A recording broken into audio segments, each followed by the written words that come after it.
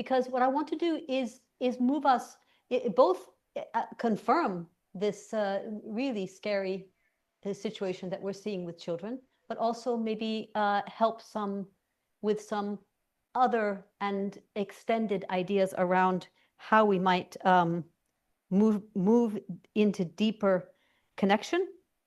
And in that case, also, what I want to look at is moving into connection with nature. So, and I absolutely agree with everything that Sue said about young children, and especially getting out, to play, and also about the technology. So a bit about Norway. We have a tradition in Norway of outdoor schools, but we have more and more technology introduced to the classroom. And even at 7, when students start, 6 and 7 when students start. So, and children are less and less outdoors. So I've taught in international schools in Norway through the last, since 2001 actually. And when I started teaching a class actually, so I loved what you said, Sue, of 5 to 10-year-olds. Because it was a new school that everybody was connected. There was a very, we had 2 classes, I think, 5 to 10 and 10 to 12 or 13. And we actually absolutely experienced that with all the children helping each other. And when it was time for playtime, all the older kids were helping the younger kids get dressed. And so it was a really, really wonderful experience. But as an international school and an IB school, tremendously academic. So I taught from that age. I taught older school, year 5. I taught middle years, year 9. And eventually I taught 16-year-olds in social, what we call humanities or social studies, and geography. And I retaught the children that I taught when they were younger. And what I noticed was, as they grew up, the anxiety that they were facing through these years. So to start with a story, I was teaching a class on weather and meteorology, and I had a very smart girl in the front of the room. And she said to me, "Miss, do you think we're going extinct?" And I was so shocked, because I thought, well, where is this coming from? Well, it's partly from social media, of course. But when I talked to colleagues, because I was still very close friends with teachers in the primary years, they said, we have 5th and 6th form students who are asking this question. And it was painful to hear, And then I was teaching in my social studies class. We were looking at the climate change forms, and I asked the students, part of the curriculum actually was, how do you view your generation? And I can still never say this without almost coming to tears. I had a boy look at me and say, "Miss, we are the generation not much longer. We are the generation not much longer." And I realized, something has to change. We cannot keep having our students with this kind of anxiety.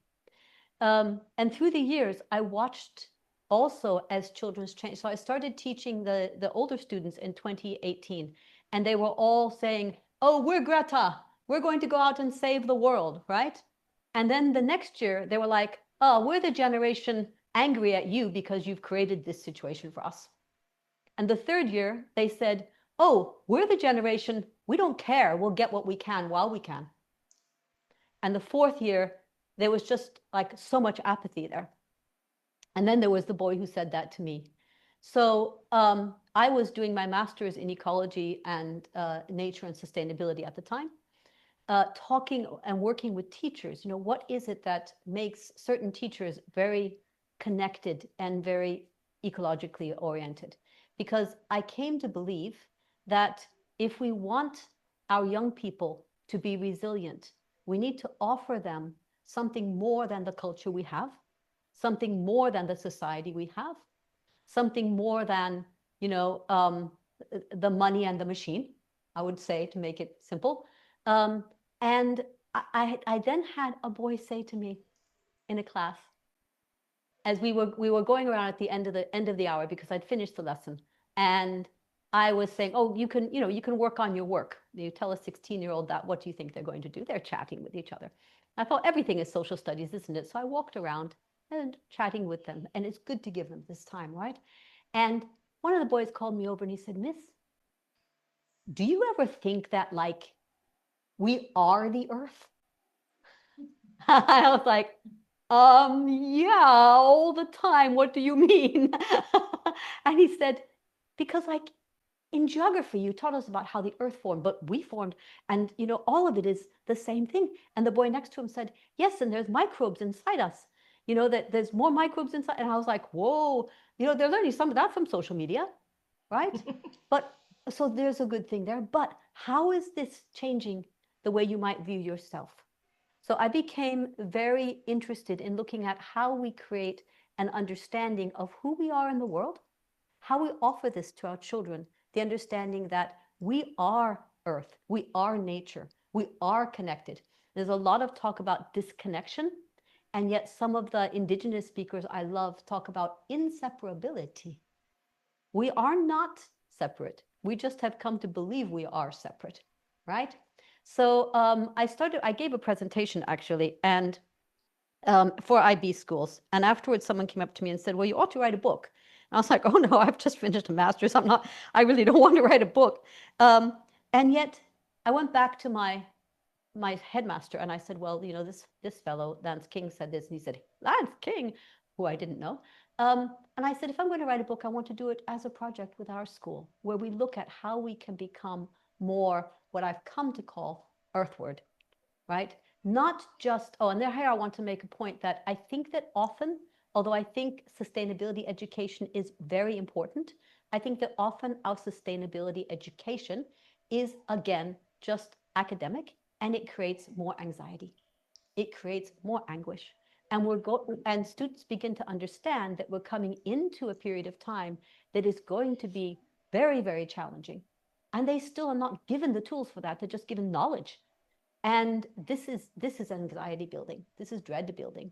So the difference in this idea of a transformative ecological education is that it's about becoming aware of our interconnectedness with the rest of the web of life, and that in doing that, several things happen. First of all, a lot of it is through free time and play.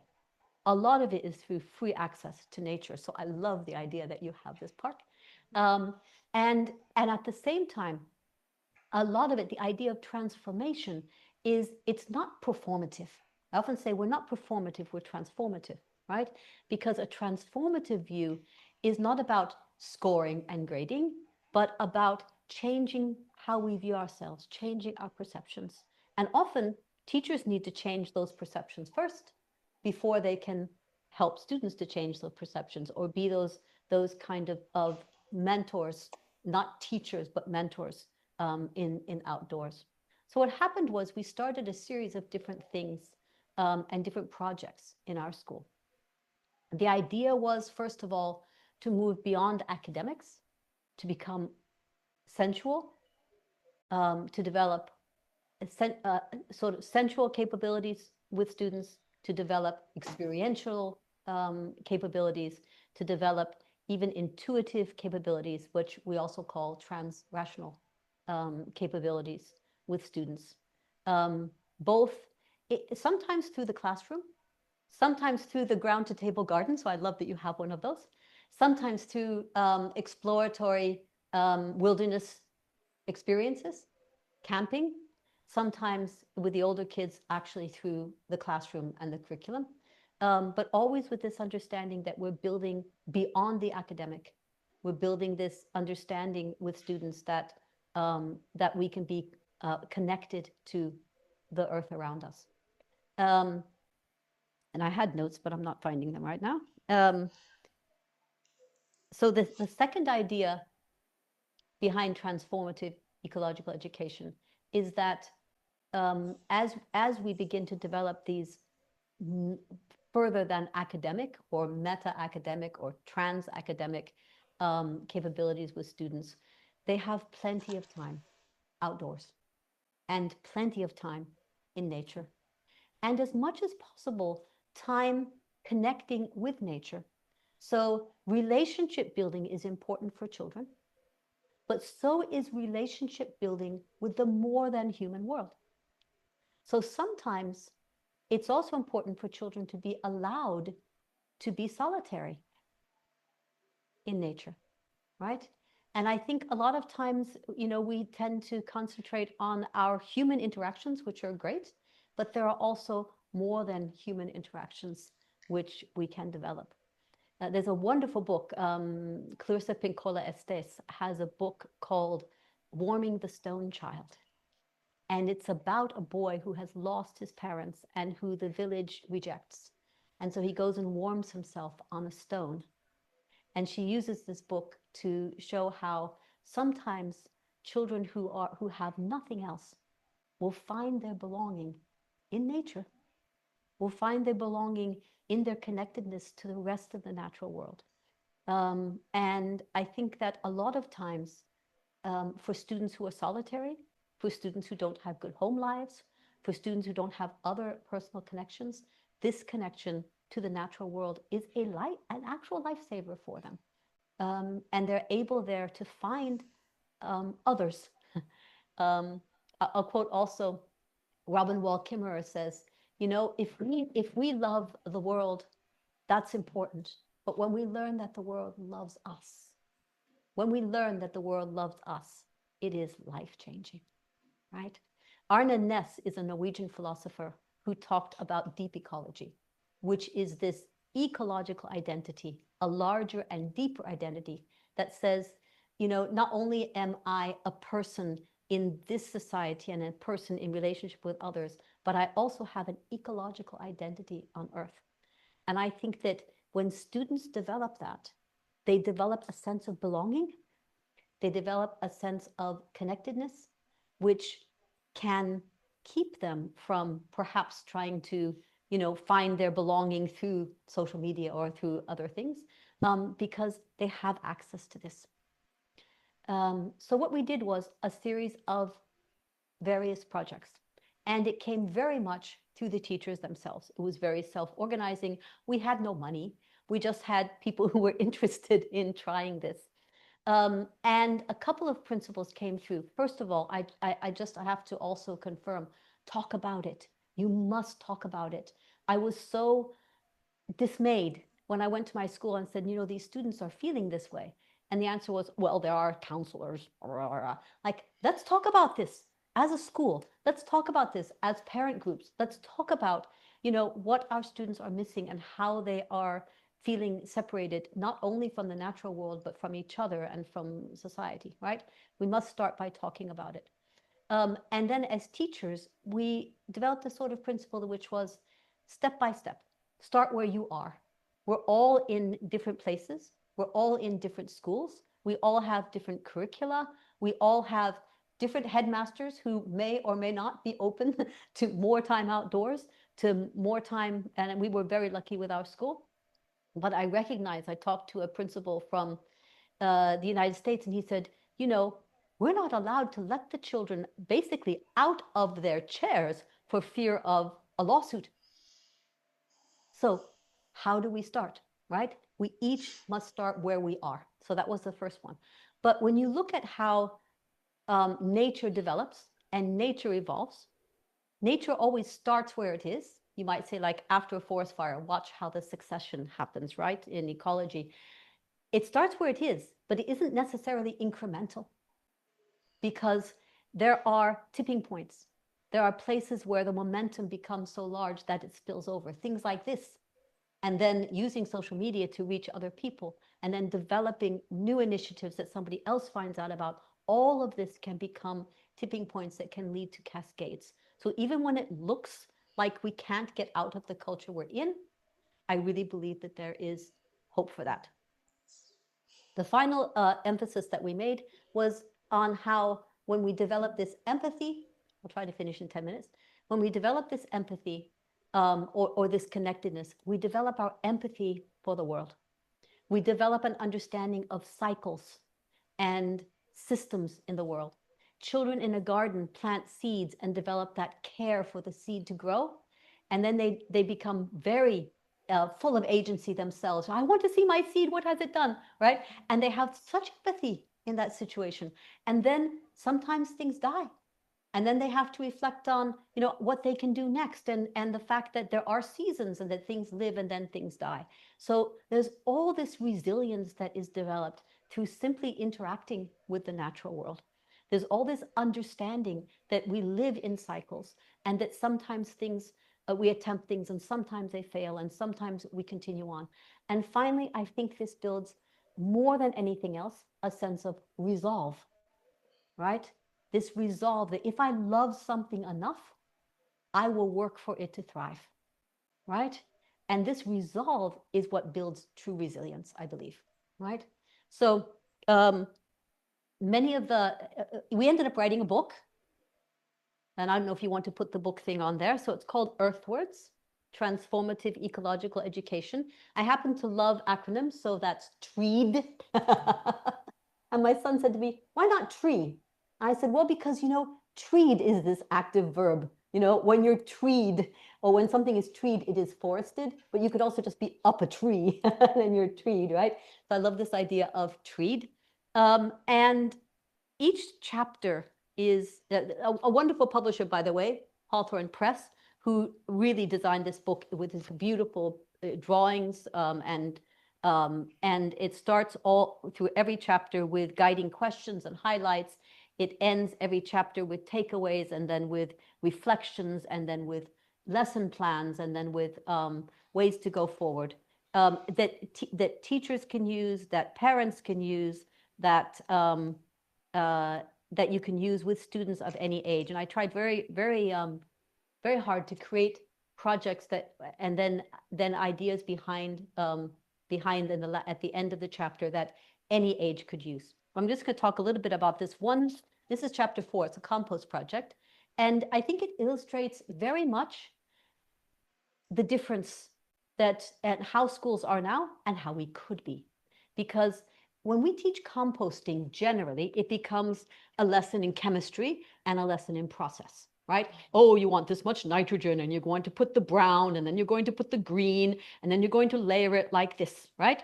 So we had a teacher who said, I really want to develop composting for our garden, because we had started a ground-to-table garden. And so I came in with my friends. We sometimes call them garden allies, earthworms. And I said, I have some friends to introduce you to. And when I showed them, I said, they're in my compost bin, so I thought I would bring them to you. When I showed them to the students, they're, oh, terrible, they're dirty. I said, they're actually not dirty. We call them earthworms, but it's not dirt, it's earth. And within 5 minutes, they had taken a worm into their hands. They had introduced themselves to the worm. And they were busy going around introducing the worms to each other and to other worms. They were naming their worms. And this was, we didn't tell them, take a worm, name your worm, anything like that. We simply opened up for them to interact, right? And they were asking questions like, where do you think Big Slime, is that was his name, would be happy, right? And this was all very naturally developing. One little boy was running around. He wasn't really grabbing a worm or doing anything. And he was bringing me clover. And I said to him, oh, thank you. My goats will love this clover. So he just kept getting more and more clover and bringing it to me. And then I showed them seeds. I showed them a huge pumpkin. And I said, look how many seeds are inside this pumpkin. Oh, miss, can we have one? Of course you can have one. The plant has created the seeds in order to grow more pumpkins, right? And I thought, how often do we teach children they need to earn what they get, where nature doesn't do that? Nature just creates abundance, doesn't it? Right? So these activities became these beautiful interactions where the students were creating their understanding, and we were learning from them at the same time, and understanding that really, we teach these things in school about earning and about working hard and all this stuff. Whereas when we let the children develop their own understanding, so much more happens. So I'm just going to follow up with, I had one boy who was so involved that I asked his mother later, I said, and she said, we walk to school. And because we walk to school, we always stop and look at everything. And we always talk about it. And then we always have that interaction between us as well. So that was one, I called that slow time, walking and talking, which we can do with all of our children all the time, right? And then just to give some examples of the topics here, I talked about gratitude, this idea of being thankful for all of what we have. And then in reflections on chapter 5, I talk about finding our passions. It was the passion of a teacher. Empathy with garden allies, developing our care, encounter and peak experiences in nature, and this casual mentoring idea that we are not teaching the children, we are allowing for them, right? And then we talked about developing empathy with other beings and how to make time for these casual exchanges, even in your classroom or with your child, right? How to develop soil and compost and worms. Oh my. And then this particular one has a lesson plan on soil, on how to develop soil. So every chapter then also has a lesson plan that you can do it as a parent, you can develop your garden, you can do it here, and then of course there's lots and lots of resources and so on. So what we hope is that this will become not just stop with these initiatives, but continue to grow.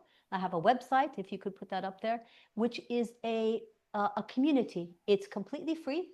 It's called the Earthwards community, and many people, hundreds of people now have joined, and they share their initiatives. The idea is that as we continue to share our initiatives, every initiative can build new ideas for new initiatives, right?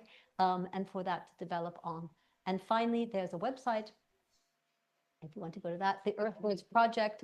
There you can find contact for me. And I like to say that, you know, the book is not free because it comes through a publisher, but everything I do is free. So I do a lot of talks. Anybody who wants me to talk to a school, I will talk to them. I do free book circles. If you have a group of people who would like to develop a book circle, I do an 8-session book circle around the book. I've worked in schools, and actually in person or online, I will do either. And anything that I do is free. So you can email me. I'm the one that says Denne lille jord, which in Norwegian means this small earth. I hope that we can this way continue to move earthwards, right? Because I really believe that this is the way for us to discover who we are as humans, and that children who have that deep ecological ethos will not be so tempted by AI.